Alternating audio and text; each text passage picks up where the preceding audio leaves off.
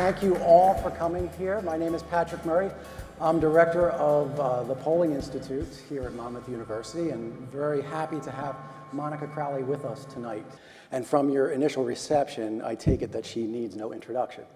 But I will give a short one that you all know. We're basics, a Fox News analyst on a specialty on foreign policy, but also hosts her own show, a radio show, and has written a number of books, some of which, two of which were about her time working with former President Nixon as an aide to him, and her most recent book, which is What the Bleep Just Happened, The Happy Warrior's Guide to the Great American Comeback, and that's on bookshelves now.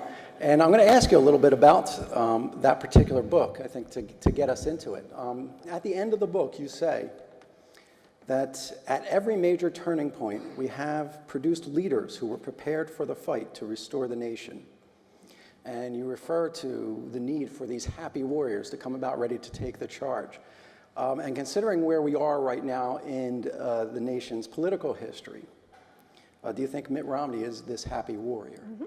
Well, thank you for that. First of all, two things. Patrick, thank you so much for inviting me here today. Very kind, very generous of you. I grew up in New Jersey, so you can take the girl out of Jersey, but you can't take the Jersey out of the girl, so I'm really excited to be here. My mom, by the way, still lives in Somerset County.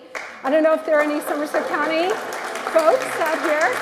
And that's where I grew up, and I just love this state so much. And I spent many of my summers, I should say, down the Jersey Shore, Long Beach Island. Any Long Beach Island folks? We're partial to Monmouth here, right? Anyway, it's wonderful to be here. Thank you so much for your generosity, your hospitality. I really appreciate that.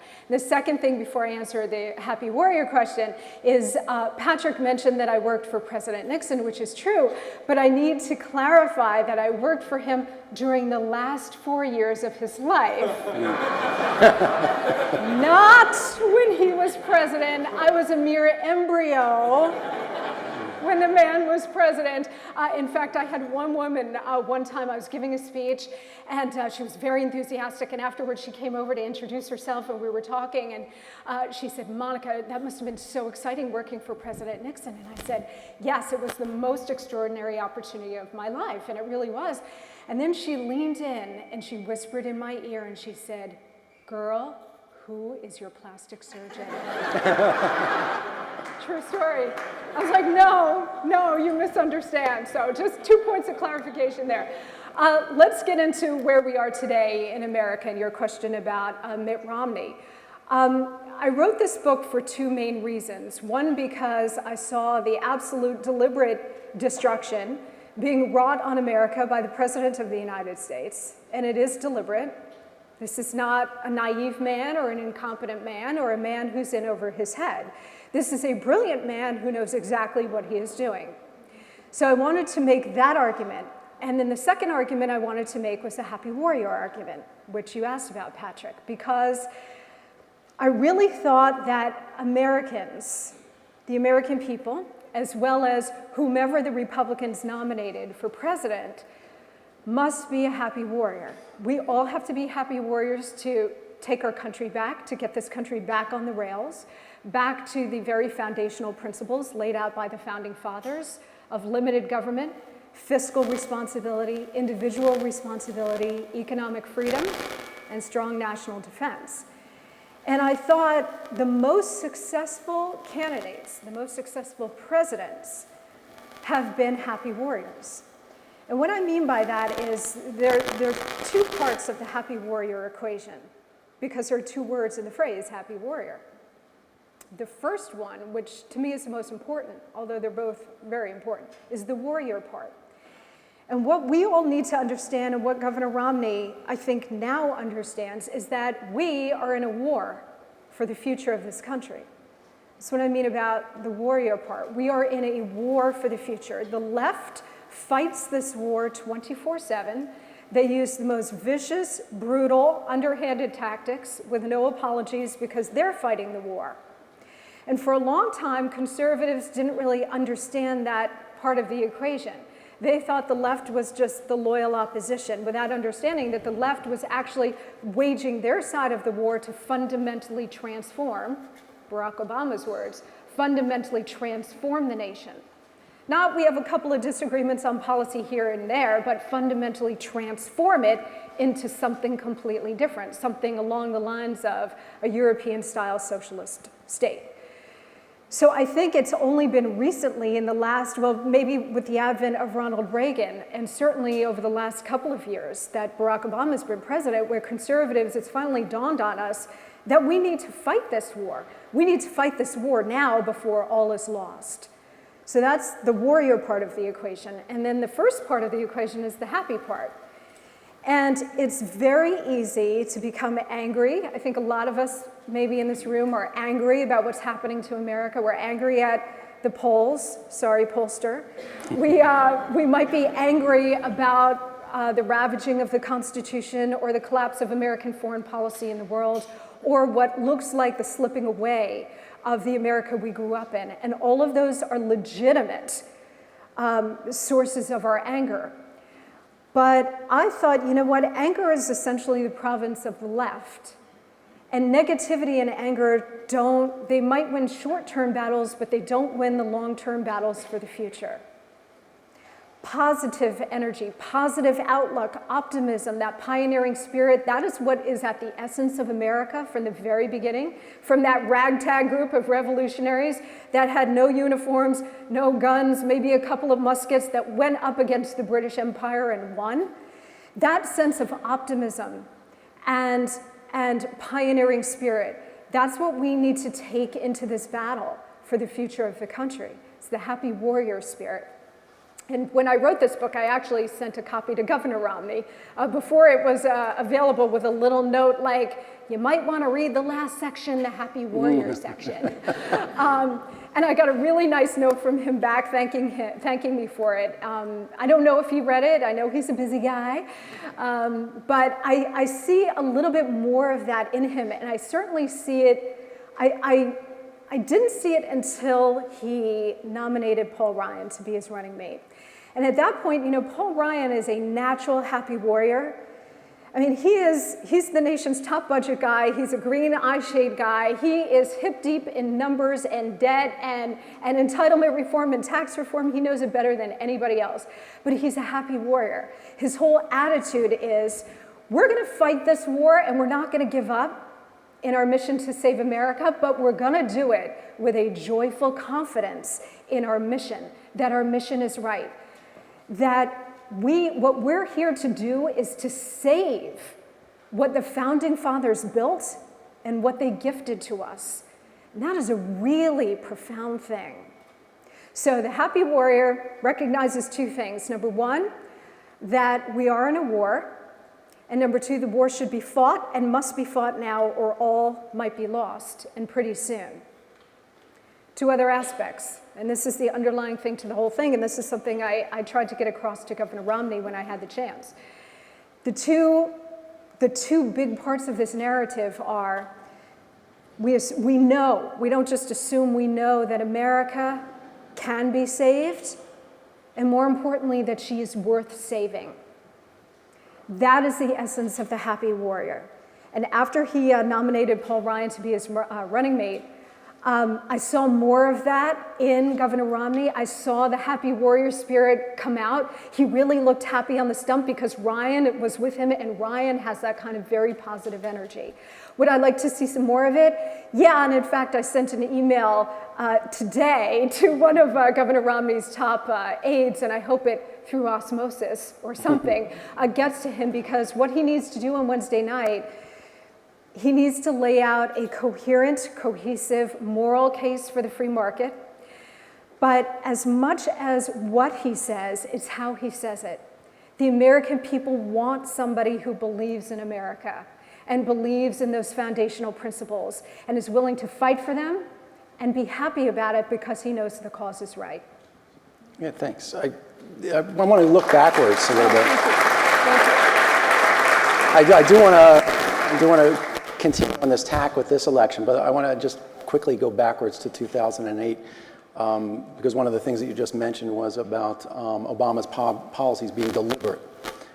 And one of the things that I found very striking in the book, what you talked about, was how Obama and his campaign was very adept at keeping you from really knowing exactly what he was going to do as president. They're very good at being able to frame their campaign message in such a way that you could take away from it almost whatever side you wanted to believe. And one of the things that was really interesting, when you brought up that conversation, I think it was Tom Brooks and Charlie Rose had that conversation about, I don't really know where he stands on a lot of these issues. It's now, that was 2008. So now now he's been president for 3.5 years. Do we know more? We know more about this? Do the public know more about this? This is a close election. So the public should know what he stands for, and yet this is still very close. So what do you make of that? Okay, there are a couple of different elements to that question, so let's take it apart. First, yes, in 2008, he and his campaign team were very clever and very smart about how they packaged Barack Obama. And at one point, Obama even said, I am a blank screen onto which the American people are going to project their own thoughts, their own hopes, their own dreams, their own idea of what I am. And he didn't do anything back in 2008 to disabuse anybody of that. So he allowed everybody to project onto him what they wanted him to be, or what they wanted their vote to mean, whether it was finally triumphing over slavery and racial divisions, or just something as simple as Bush fatigue, or fix the economy, and this new guy is going to do it, and he reminds us of Kennedy, and it's sort of the Kennedy-esque Camelot kind of idealism. He allowed all of those things to fall into place, and he was very clever about it, very smart about it. In fact, his main campaign theme, hope and change, I mean, you can't get more ambiguous than that, or more positive in the words, right? Everything in a campaign is emotion, and this is something that the left does so well. They always argue with emotional terms, right? Like pushing grandma off the cliff, oh, that's horrible. Or, who among us wants our kids not to have a great education, or who among us wants to drink dirty water or have grandpa eat cat food? So they always talk in emotional terms, and it grabs people. As conservatives, we tend to argue in facts and figures, so we talk about the unemployment rate, 8.1%, or it's actually 15% when you factor in everybody who has given up looking for work or who are underemployed. Or we talk about the national debt, and it's $16 trillion, and that's an unfathomable number. So we're talking in hard numbers and facts and logic and figures, and they're arguing with emotion.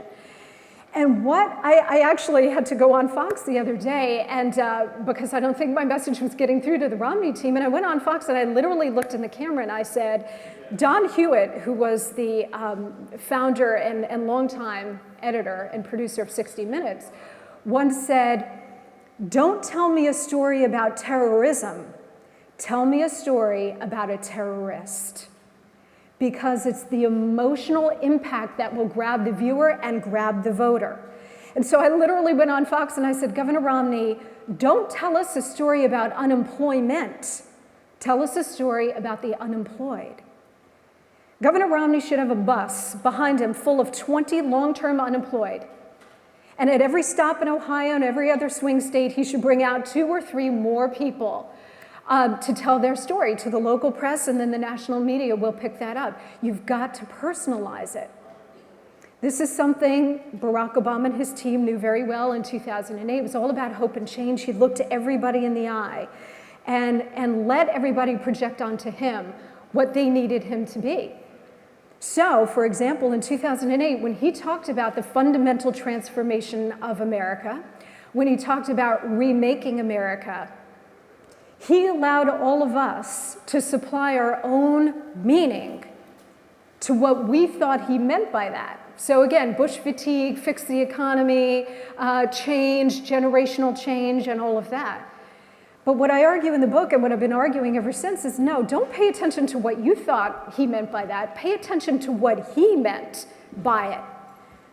And to get to the last part of your question, Patrick, we now have 4 years of evidence about what he meant by that.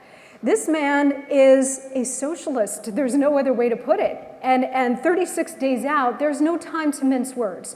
You cannot say, well, he's a nice guy, he means well. No, he doesn't.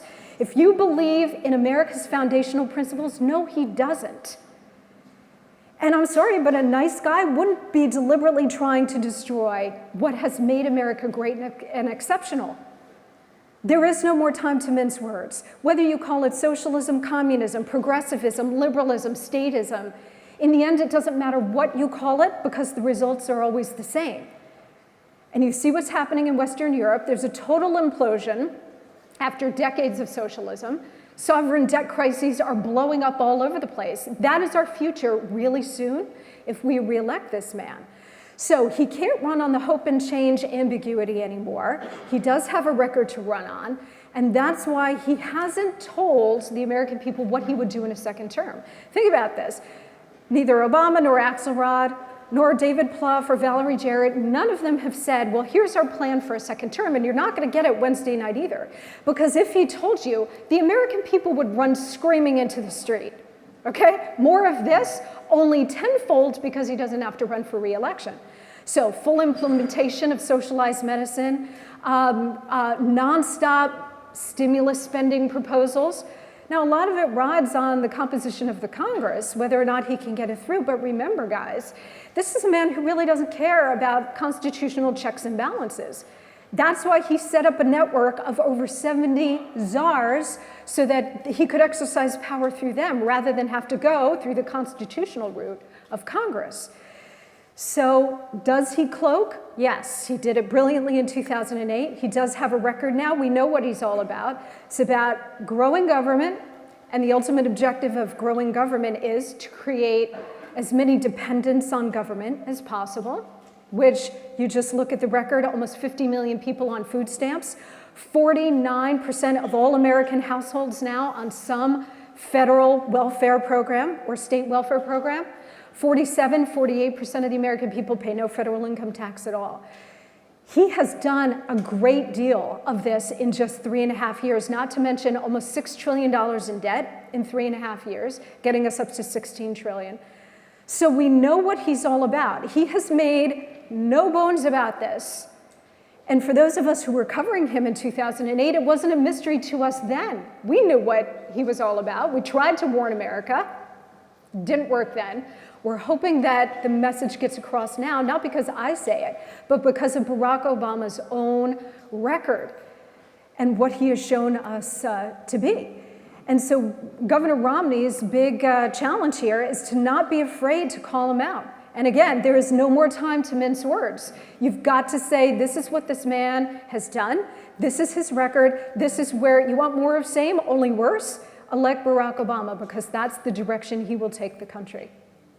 So why do you think he's doing? Thank you.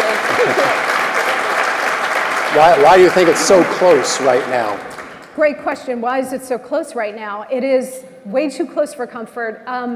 The polls, Mr. Pollster, you know better than I, a lot of these polls have been accurate. A lot of them have not been accurate. A lot of the national and swing state polls have done a couple of things. They have oversampled Democrats. They've also overestimated Democratic turnout. A lot of these polls that showed like Obama up by 10 points in Ohio was completely outrageous because it was like a D13 or 15 sample, which was far beyond what the Democratic turnout was 4 years ago. Nobody expects the same thing to happen this year. So you take everything with a grain of salt. What you will notice is today is October 1st, and now that the calendar has changed, you see a lot of these polls now starting to really tighten up. ABC News poll today, 2-point race.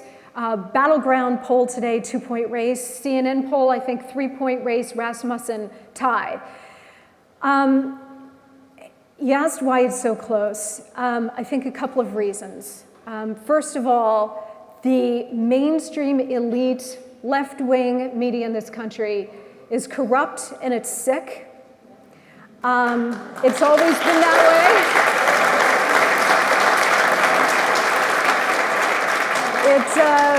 it's a sad story in America. It's always been that way. In fact, we mentioned about my experiences with President Nixon in the early 1990s. I remember one day he called me into his office, called me on the intercom and said, "Monica, would you come down here, please?" I said, "Yes, sir." And I grabbed my pen and my pad and anything else I needed. And I went down into his office, and his chair was on the other end of the office. And when I walked in, he didn't hear me come in. And I looked over and I'm like, what is he doing? He had the A section of the New York Times, and he was like violently balling it up. And he was red, and he had the Bill Clinton like veins popping out, and he was like violently, and he balled it up, and then he saw me and he kind of froze, and then he continued to do it. And I came over, I said, "Mr. President, hi, are you okay? Is everything all right?"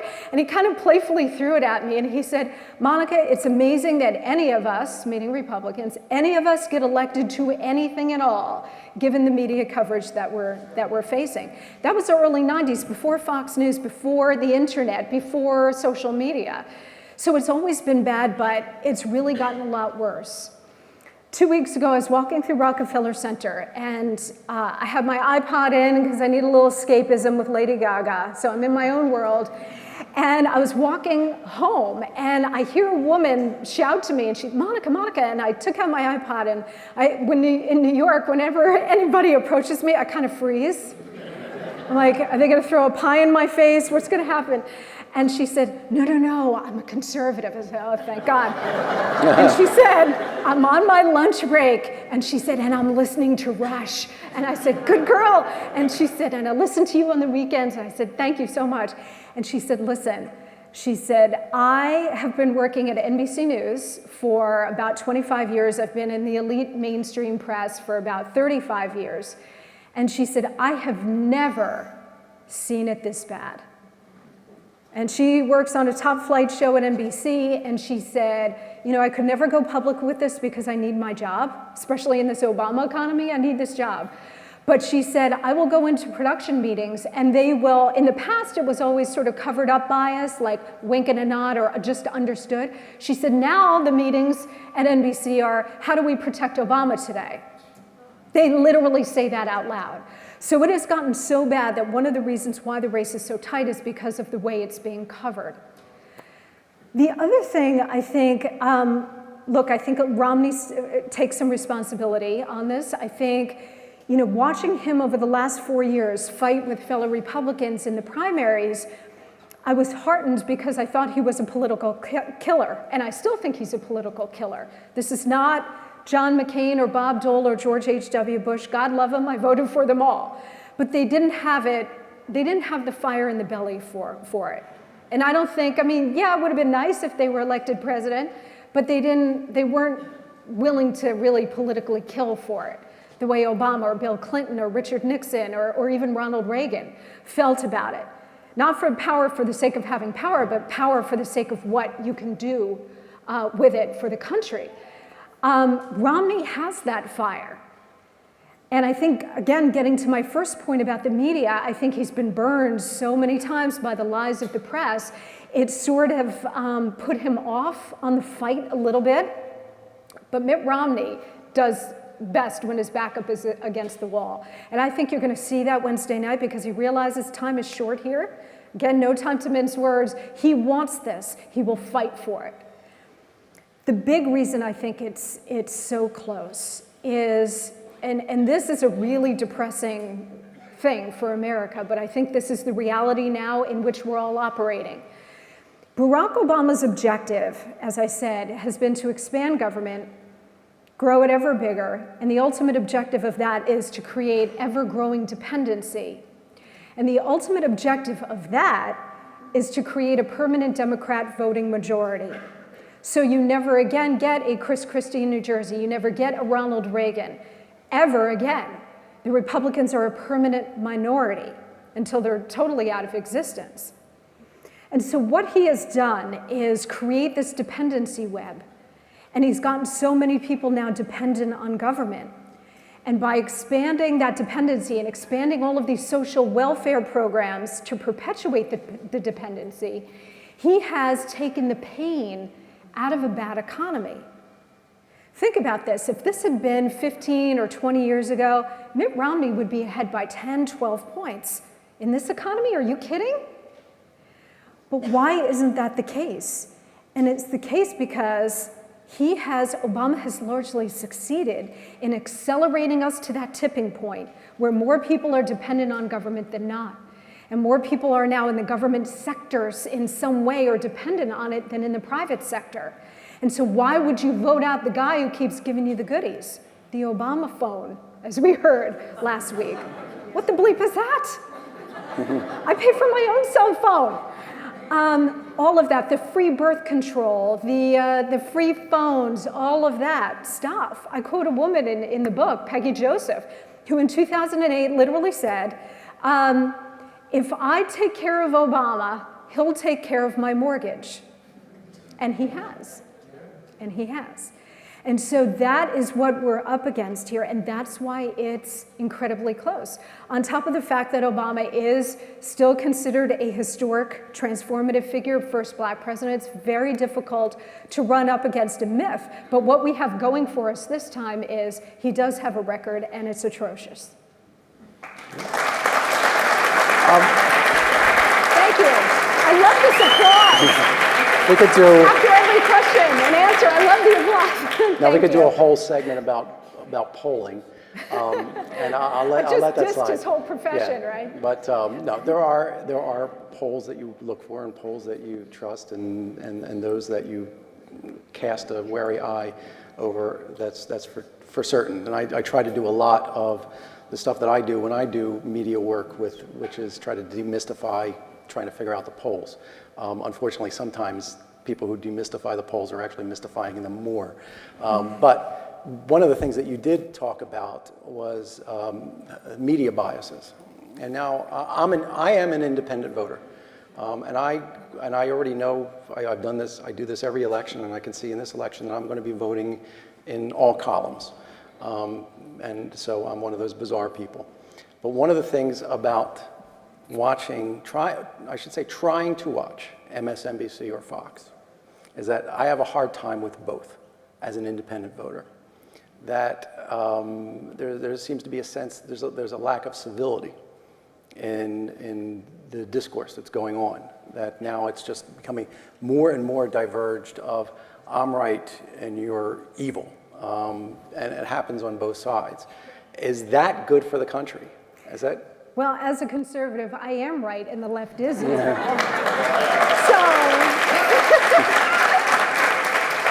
let's deal in the objective truth, okay?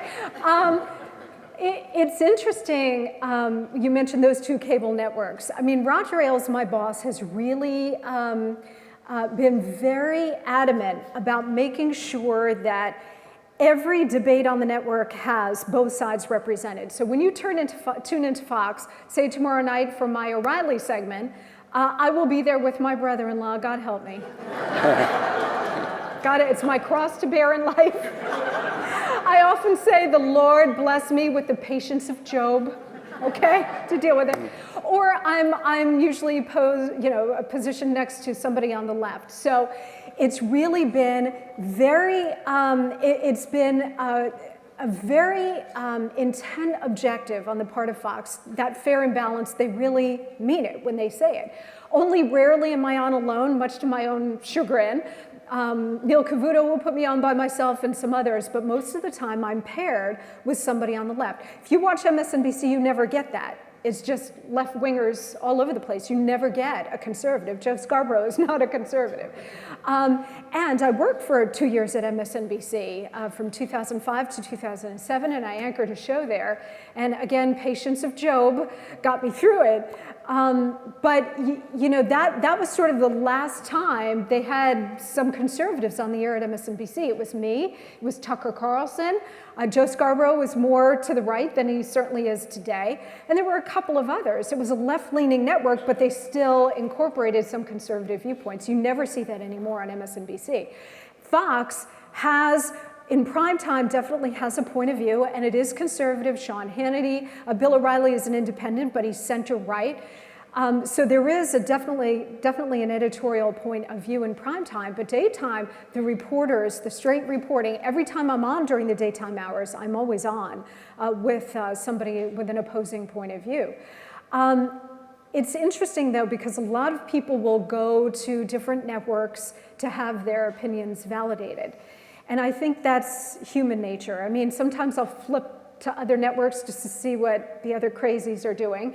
And I want to know what everybody, know thine enemy. So, you know, tune into CBS or NBC, ABC, CNN, and hear what they're saying. And I can only take about 5 minutes of it. And I feel my blood pressure going up. And I'm like, that's 5 minutes of my life I'll never get back. But I do think that people gravitate toward media outlets, internet websites, blogs, and things, in large part to see their views verified or echoed back to them. And it is true that there is a big echo chamber, and it's gotten more sophisticated and also more complicated, and in some ways more simple, I think, with the internet and Twitter, where you have to do it in 140 characters or less. But I think more media is better, because in the past, when you only had 3 networks and they all leaned left, but you didn't even realize they leaned left because there were only 3, so you didn't realize that what Walter Cronkite was telling you was skewed, or you didn't even think that you know, what Huntley and Brinkley were telling you, they were selecting the stories and dismissing other stories. At least now, because you have such a wide and diverse and disparate bunch of media to choose from, yeah, I think a lot of people do go seek out their own positions to hear them reflected back to them. But I also think that that is a huge service to the country too, because now you have so many different viewpoints to choose from. Now you know there's not just one and that's the way it is. No, it's not the way it is. There are other points of view out there from all sides. So, you know, to some extent, yeah, there's an echo chamber. Sometimes debates and things do get heated. Sometimes they do get out of hand, but people feel passionately about their point of view. I know that happens with me sometimes, once in a while, but I don't think it's a bad thing. Okay. It's interesting because, you know, we think about the need for an unbiased media, or a media that at least I don't think that ever existed. I agree. Yeah, I don't think that ever existed. I think that was some idea that arose after World War II that really never happened. Right. And for me, my big complaint is that C-SPAN isn't in HD, so which is what I tend to watch everything. I'm a fellow C-SPAN geek, so yeah, which I tend right to watch the conventions on, because you just see the convention and nobody else's commentary on them. But I watched it there too, by the way. Yeah. Don't tell my boss advice. You talk about Paul Ryan a lot in the book. Mm-hmm. Not a lot, but you do mention him quite a bit. And this was obviously before he was chosen as the running mate for Mitt Romney. What do you see as his future, his role, not only in the party, but in a potential Romney administration? Is he really going to be able to take the lead in the budget, or is he going to be co-opted by Romney? What do you think is going to happen? No, I think he will be the point person, assuming Romney gets elected, and I pray every day. I think the reason he chose Paul Ryan, one, because of the happy warrior spirit, which I think Romney really needed and needs. But the other thing is that what the Paul Ryan choice signaled was that when Romney and Ryan get elected, they're not just going to manage the federal government, they're going to transform it. And not in the way Barack Obama meant transform, they're going to transform it so that it survives, so that our budget gets under control, so that these entitlement programs are there for the rest of us and future generations. It's about transforming the way business has been done and I want to make this point because this is really a critical point, by both Democrats and Republicans alike, okay? Now, the Democrats are more guilty than the Republicans because they've spent more, they've grown government more, but that doesn't mean the Republicans are blameless, hardly.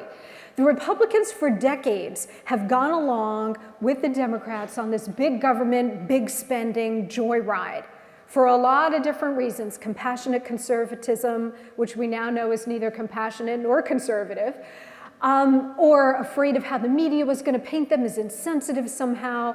Whatever the case may be, bringing goodies home to the district or to the state, doesn't even matter. The point is that the Republicans lost their way a long time ago.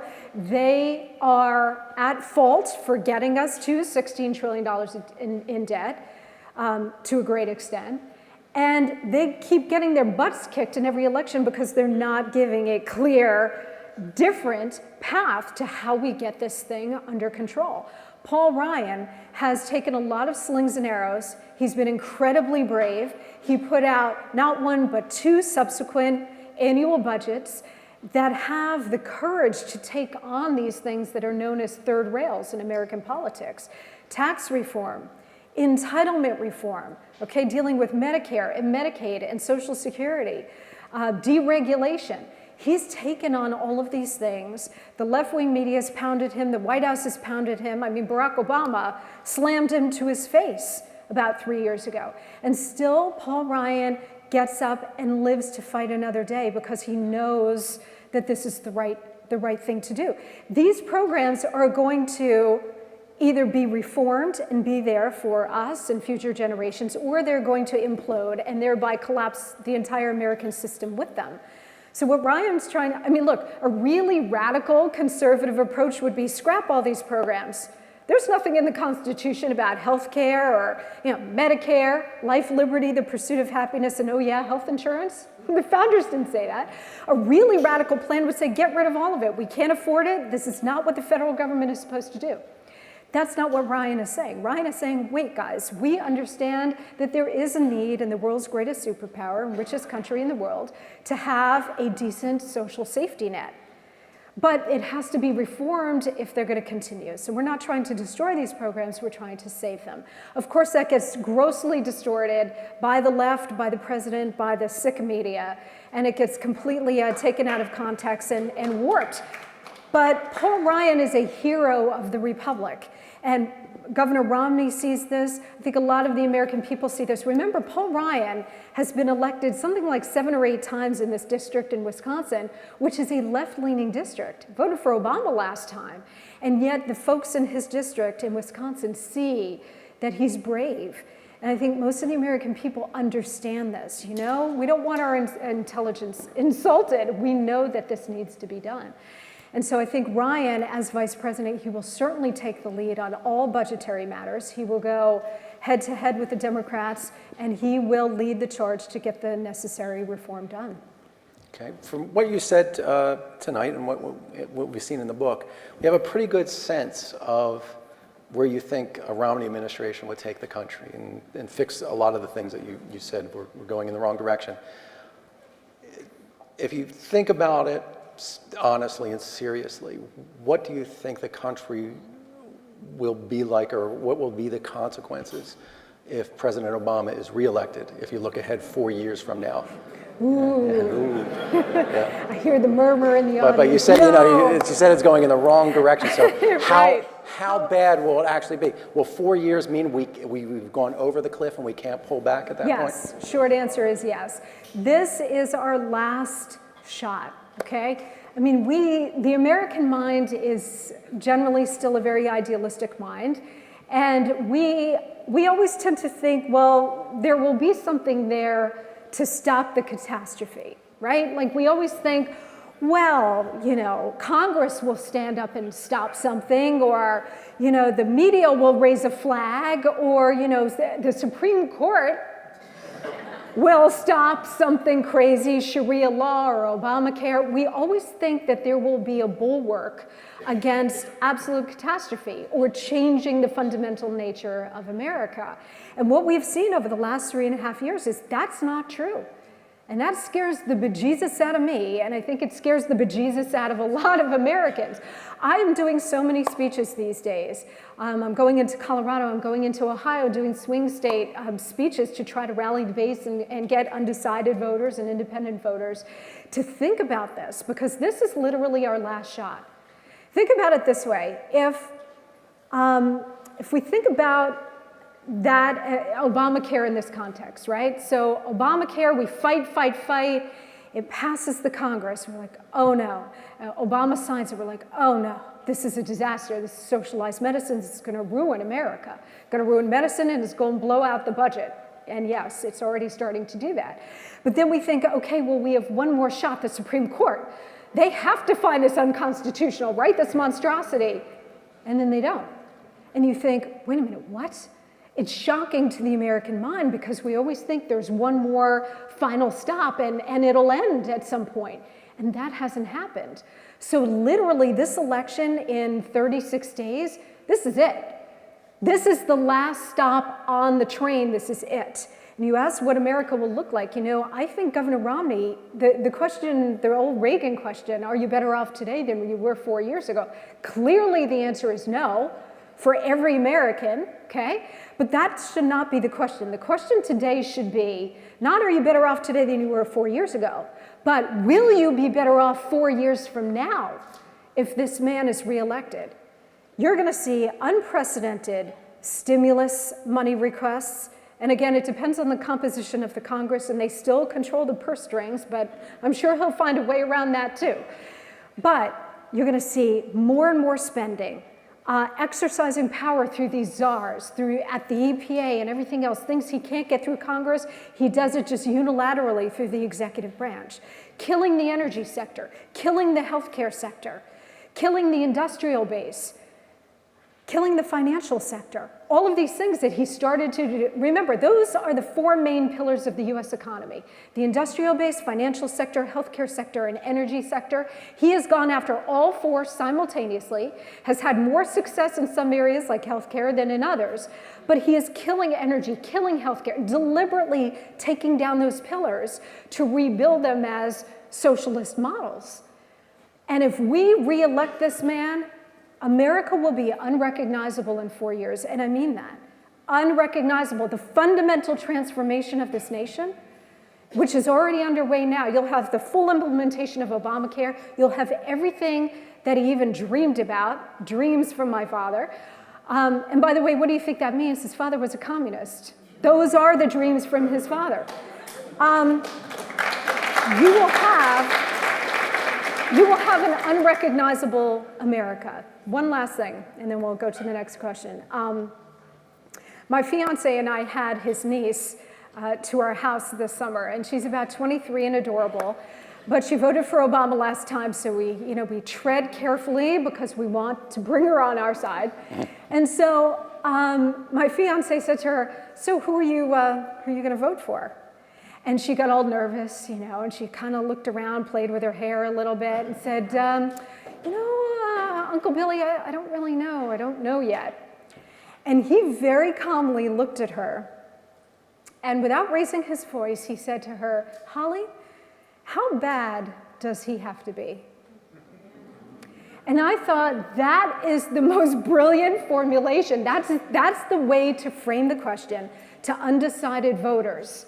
Very calmly, without anger, without real emotion, how bad does he have to be for you not to rehire him? You have the power. We all have the power. Founding fathers didn't give us 3 branches of government. They gave us 4. And the stealth 4th branch is us, to keep these clowns in check. And so the idea, well, I don't know, my friends are voting for Holly, how bad does he have to be? And I thought, for anybody who is dealing with a family member or a neighbor or a friend who's undecided or claims they're undecided about how to vote, I think that is the perfect question. Given 43 consecutive months of 8+% unemployment, actually 15% unemployment, anemic economic growth, 1.25% last quarter, that is pathetic. In the Reagan recovery, we had upwards of 9% GDP growth every quarter, 9%. Million jobs being created almost every month in the Reagan recovery.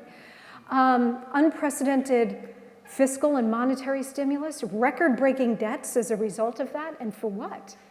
Socialized medicine on top of it? For what? How bad does he have to be? That's the question. Okay. Let me, I'm going to ask one more question. We're going to open up to the audience after I ask this question. There'll be people, polling institute staff roaming around with microphones, so if you want to ask a question, just make yourself known to them and they'll hand that off. But my last question to you is, looking back over the last 3.5 years, except for Obamacare, if you could change one decision or one thing that President Obama did, what would it be? Ah, good question. You're taking Obamacare off the table. Yes, that's off the table, That's because not that would have been the fair. answer. I would probably say the nearly $1 trillion stimulus, which stimulated nothing but government. It was $1 trillion, put us $1 trillion in debt. It was all transfer payments to state and local governments to keep the government payrolls going.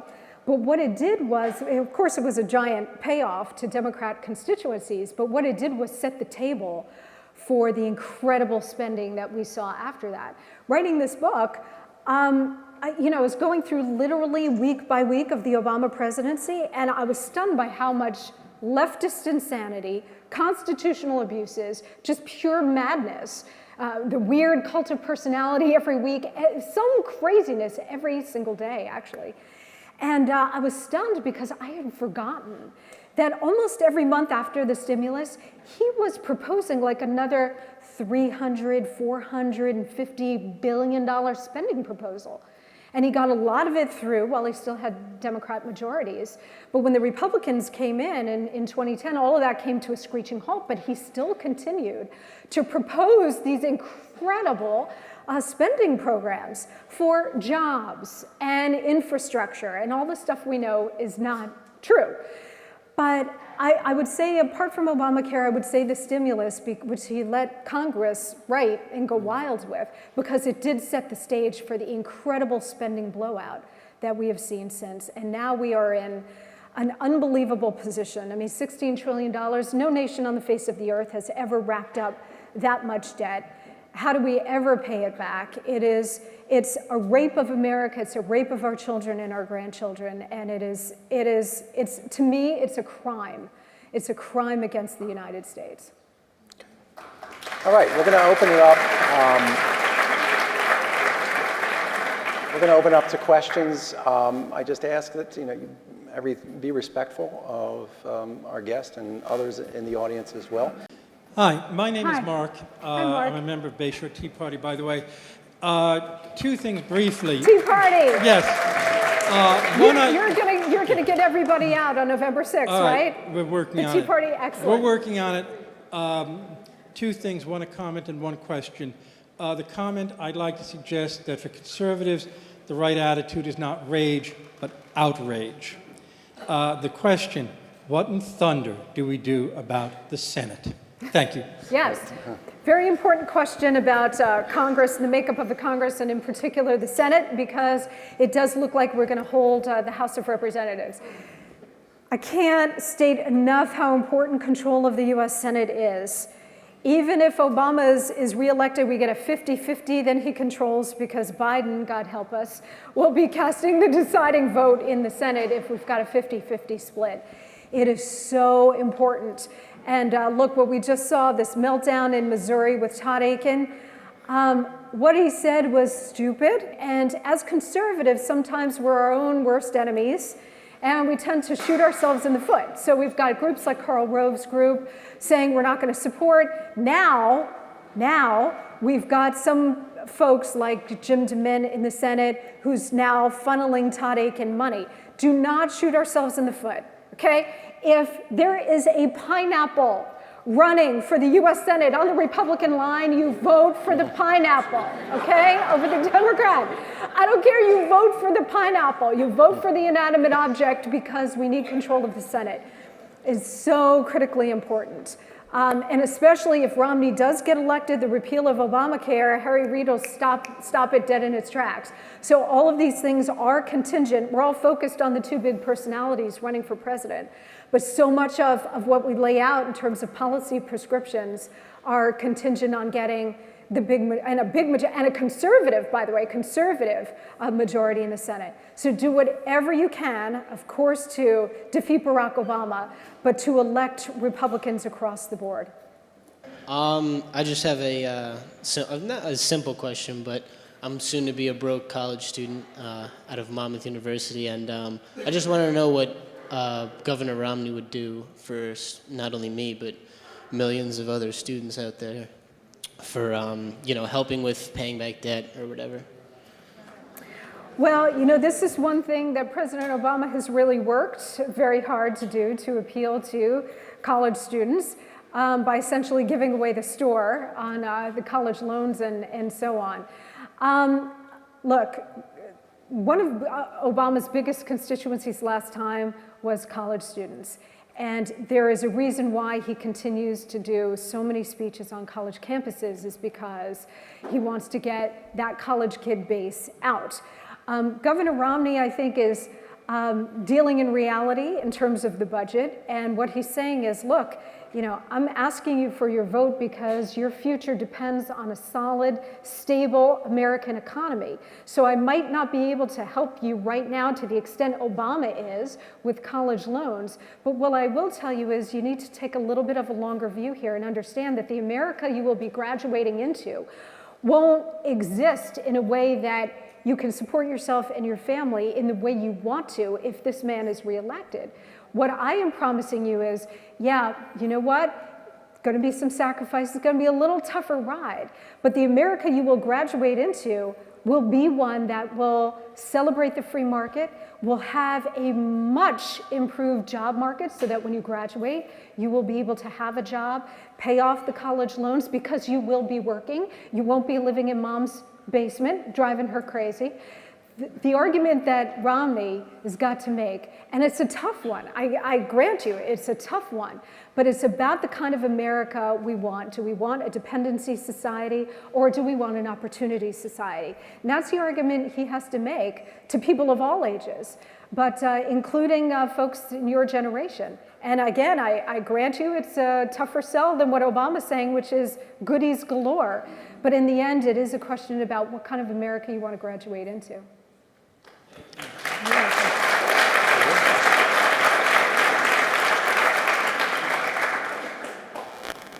My name is Milton Zimmer. Hi. One of the 49% you described who receives a government check every month. Now, and you described it, the people who receive it, in not such nice terms, I don't remember exactly. Now, I worked for 36 years as a design engineer at Fort Monmouth, designing equipment for the United States Army. I spent 3 years in the Army in Europe and in the Pacific. For all the years that I worked, 7.5% of my salary went towards my pension. Do you really think I should be ashamed at receiving a government check every month? And why? No, that's not what I was saying, sir. That's not what I was saying, sir. And first of all, God bless you and thank you for your service in the United States Army, defending this great nation. Thank you, sir. We thank you. We thank you from the bottom of our hearts. No, what I was talking about, when I said 49%, what I was talking about, 49% of all American households are on a social welfare program. Not talking about your pension. We're not even talking about Social Security here, which you all pay into, and a lot of people say that's not an entitlement, and I agree with that. You pay into the system. What I am saying is that in order for the system that you describe and that you benefit from, in order to have that survive, for our friend Brian or Ryan over here and future generations, you have to reform it now. What Paul Ryan is saying in terms of Medicare and Social Security will not affect you one bit, sir. This is about my generation and younger. It will affect us. And by the way, if we want to go down the road of traditional Medicare, I can choose that if I want to. But he's saying something has to be done. You have to introduce some free market principles here for those programs in order to have them survive and not have this country go completely broke. So it's two completely different things, sir. Thanks. I think we have a question over here, Frank. Hi, my name is Mark Cruzy. Hi. Fortunately, I'm going to be voting in New Hampshire. Voting the right way, I hope. What's that? Voting the right way, I hope. Oh, You're definitely. In a swing state. Okay, Yeah. excellent. Swing state voter. Give him a round of applause. But I wanted to say I do agree with people like Huckabee. I think people's whole character is judged based on the things that they say. And once Todd Akin wasn't going to drop out of the race, I think it was pointless to really go after him. He's going to vote conservative. I think Right. that's the issue. But I have really questioned for a few years now about this whole center-right stuff. Because why would a center-right candidate like McCain get basically wiped out, and Romney, another center-right candidate, I mean, he's in trouble. We don't know what's going to happen, really. And he's going against, like you say, a socialist. Right. It's interesting because the people who were really advocating for John McCain last time around, or advocating for Mitt Romney last time around on the electability issue, right? Well, he's the most electable. Now they're saying, oh, he's a terrible candidate. Well, you foisted him on us, right? Look, I think the field was somewhat limited this time. I mean, I love Newt Gingrich. Could he have been elected? I don't know, who knows? Rick Santorum, same thing, who knows, right? Governor Romney has been at this longer. He had the game down, he had more money. And he does look the part. And, you know, we talk about the media. Looking the part is really important, whether you want to believe that or not. It happens to be true. If you are going to be a center-right candidate rather than a conservative candidate, then what you need to do, and the onus is on you to do this, is to make the choice between yourself and whoever you're running against, Barack Obama in this case, crystal clear. And in Romney's case, he actually has the advantage of the fact that Obama has been so far left, has been the most radical president we have ever had. So it doesn't take a lot to make that clear distinction. One of the things I've been really heartened to see, and I want to see Romney do more of it, is make the moral case for the free market, the moral case for free enterprise, because Obama is making the moral case, such as it is, for redistributionism and statism. He is not ashamed of that. He is proudly making that argument. He's standing on socialized medicine, although he's not really running on Obamacare, but that is his record. He did it, and he was going to do everything he could to get it done. So the distinction has already been made really clear for Romney.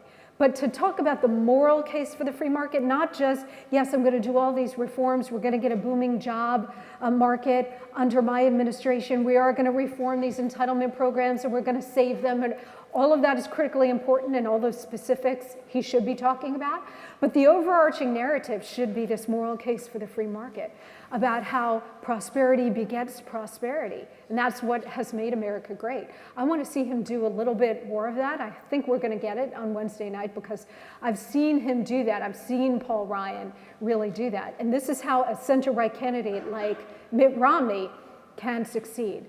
Because look, people want to like Barack Obama, so you can't just say, well, I'm Obama light. You can't just say, well, I'm kind of a Democrat, I'm like a Xerox copy, but a little bit lighter. No, because people will say, well, why would I vote for that then? I'll just go with the guy that I know.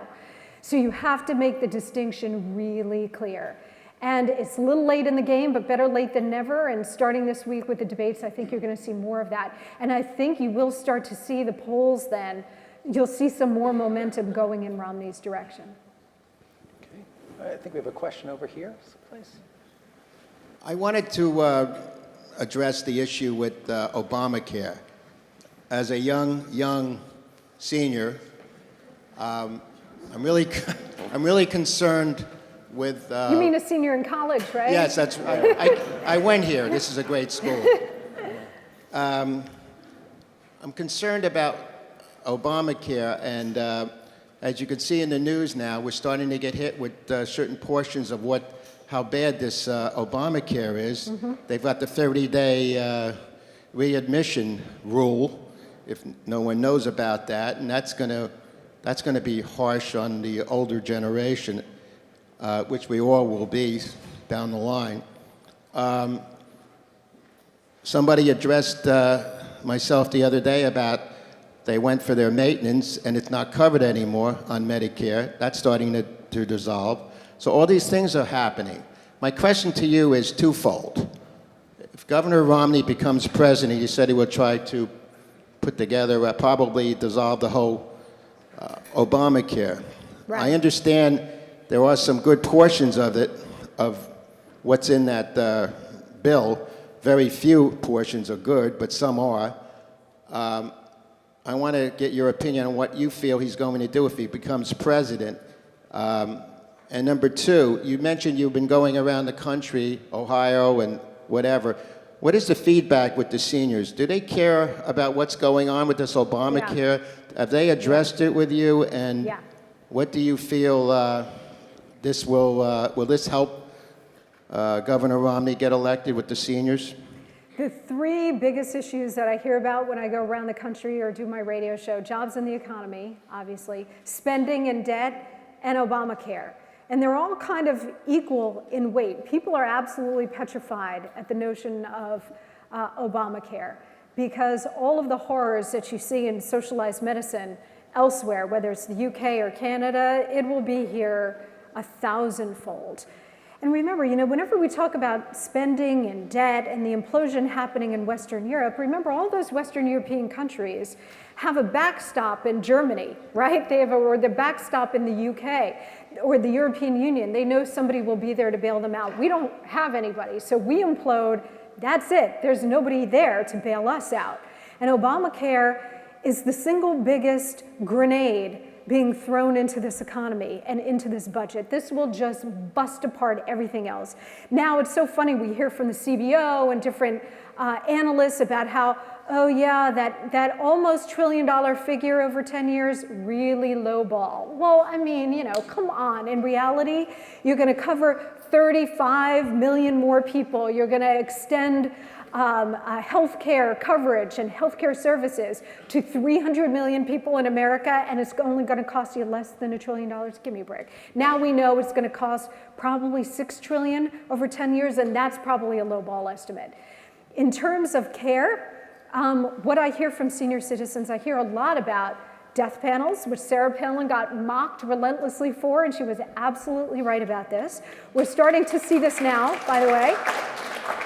Rationing of services, because when the government runs anything, first of all, they don't really care about costs, but then they do because they have to report to Congress or they have to show the American people they're being responsible. But every major government healthcare program, Medicare, Medicaid, the fraud, the waste, the abuse is outrageous, and who pays for it? All of us. People are actually paying federal income tax, right? State income tax.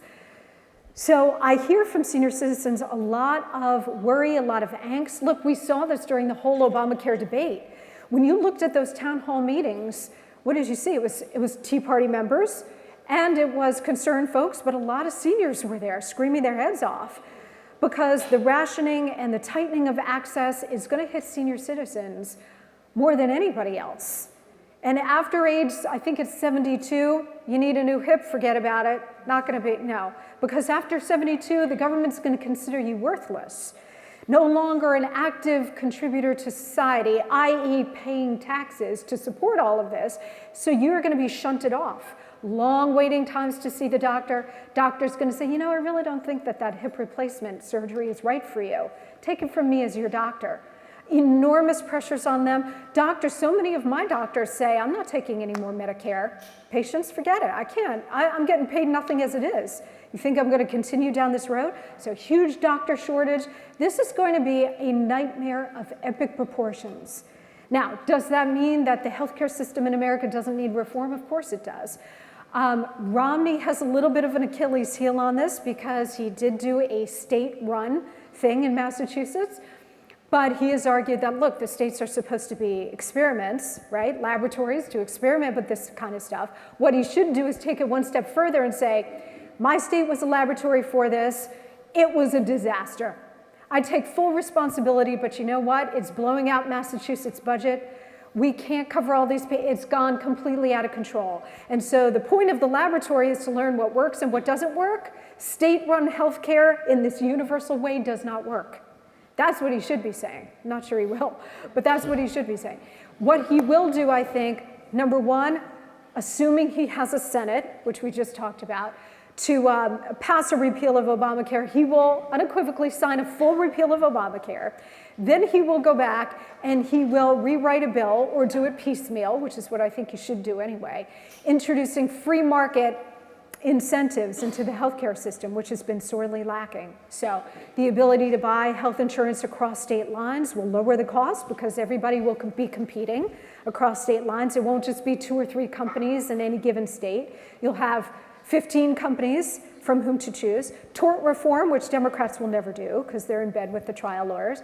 I think all of those things and more he will do to try to reform healthcare. And that's a much healthier way of going about it than taking over 1/6 of the US economy. Thanks. Sure. I think we have a question here and there. We'll start over Here with Liz. Okay, we have Tony Graciano. We have someone first. From Tom's River. Hi. Hello, Monica. Hi. I may be wrong about this, and I'm wrong a lot, at least my girlfriend tells me that.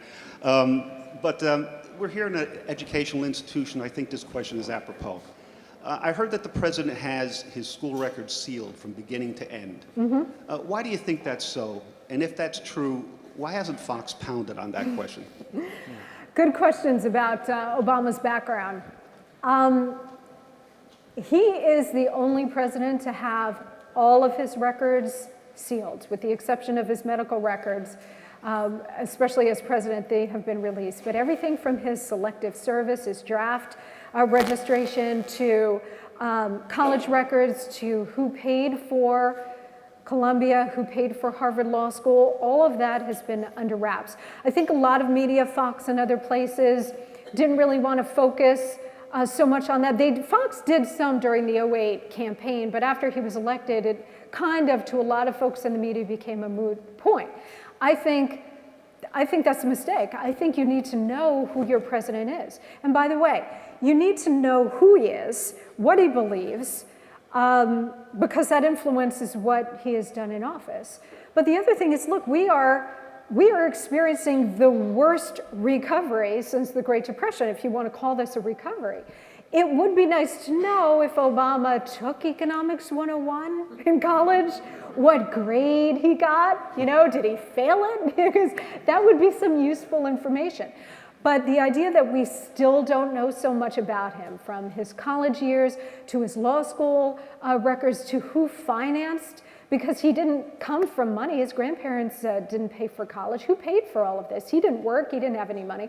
What really went on here? These are basic questions asked of any other Republican candidate, and frankly, any other candidate. Bill Clinton, for goodness sakes, all of them, John Kerry, they all put out their SAT scores or had reporters digging to find those SAT scores.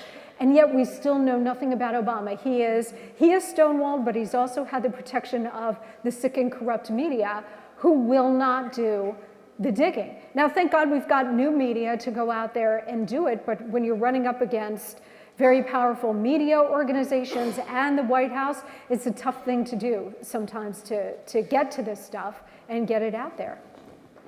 Let me say this. I would not vote for Barack Obama if you danced on me with those shoes. Right on.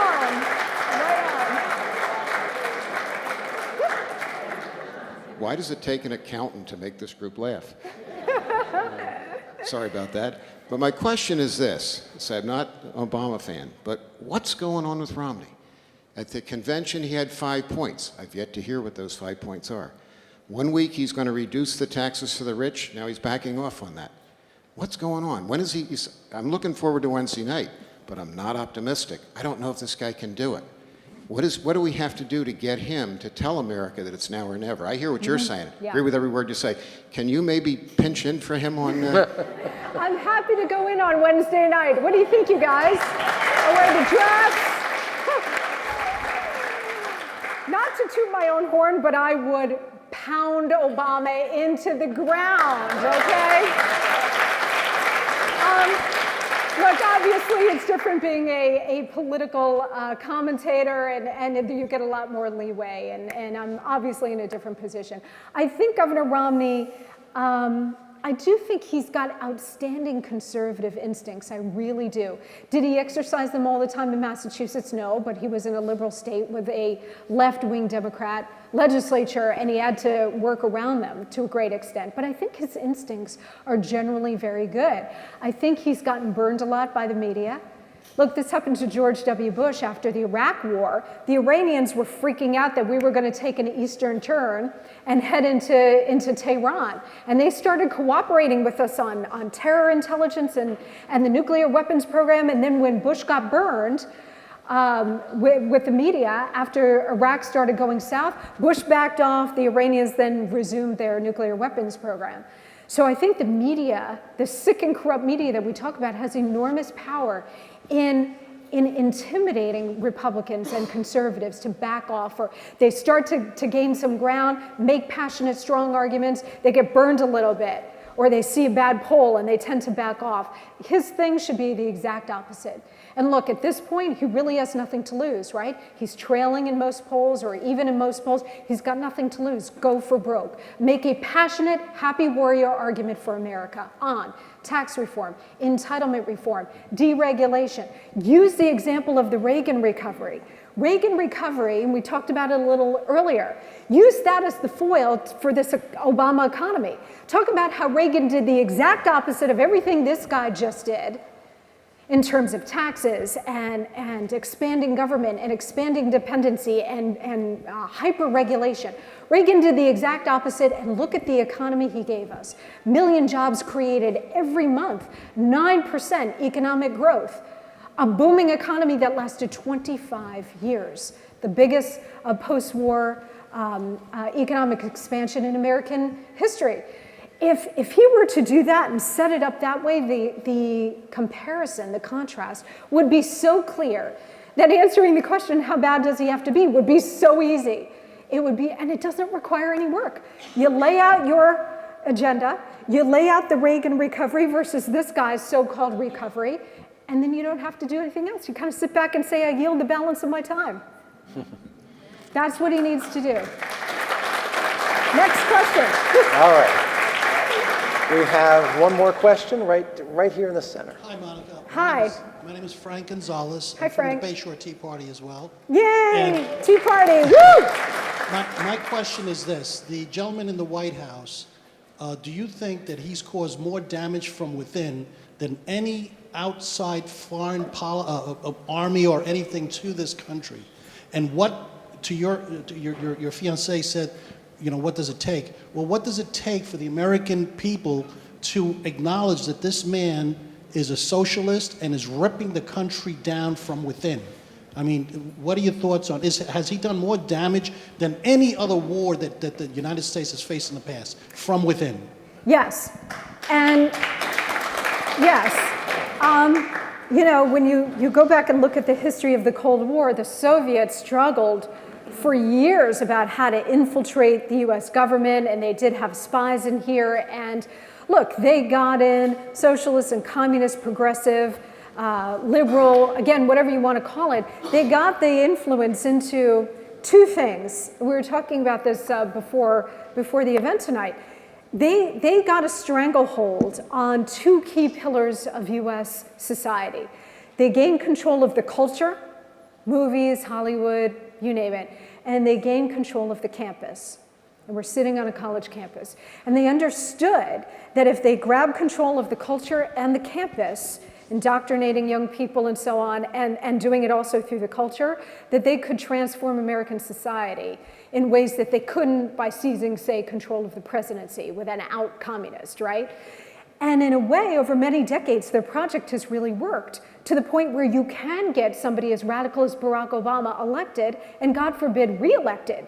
We're at that point now because we as conservatives have ceded the culture and the campus for decades and let the left run wild without being challenged. So has he done? He's done enormous damage because, look, as I write about in the book, this is a man, and I don't believe in mincing words, you got to tell the truth here.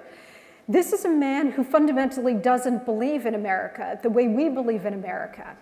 He was raised by his mother and his father, both were communists. His major mentor growing up was Frank Marshall Davis, who was one of the most outrageous and prominent communists in the 1950s, who was in Hawaii with him. And his mother used to send him next door to Frank Marshall Davis's house. The FBI was all over Frank Marshall Davis. J. Edgar Hoover had a file on Davis this big saying if war breaks out with the Soviet Union, they had a list of communists in America to arrest like that. Frank Marshall Davis was on that list. And there's young Barack Obama at this man's knee every day for years in Hawaii. So let's not try to think, oh, he's just misguided. No, this is a man who was steeped in communism from the time he was very, very young. Then, of course, he goes to college. It's a little, still a little misty. We don't know what that was all about, but he admits he sought out Marxist professors and his fellow Marxist students. And then he goes into Chicago and hooks up with all of these Alinskyeites, including David Axelrod and Bill Ayers and Bernardine Dohrn and Jeremiah Wright. Very, anti-American, yeah, anti-American radicals. I don't know any anti-American radicals who want to destroy and bomb the country, but he did, okay? And then, wait, one last thing. If anybody said, well, Monica, you're just saying that because you're a conservative, think of the words of Al Sharpton, who I quote in the book, in 2010 on MSNBC. Al Sharpton said, and I quote, "There is no question but that America voted for socialism when they voted for Barack Obama." Okay? So it's clear to everybody on the left, it's clear to Obama, those of us out here going, gosh golly, I wonder what he's really about. What's he doing? It is crystal clear. And he is doing it from within. He's doing it with the network of czars. He's doing it through whatever means possible, using the media and everything else in order to do it. And that is what is so terrifying. Because at least with an external enemy, you can fight it. You can see it clearly. It's coming at you. You can fight it if you choose to do so. What the American mind can't process is that we gave the keys to the kingdom to an absolute stranger who is destroying us from within.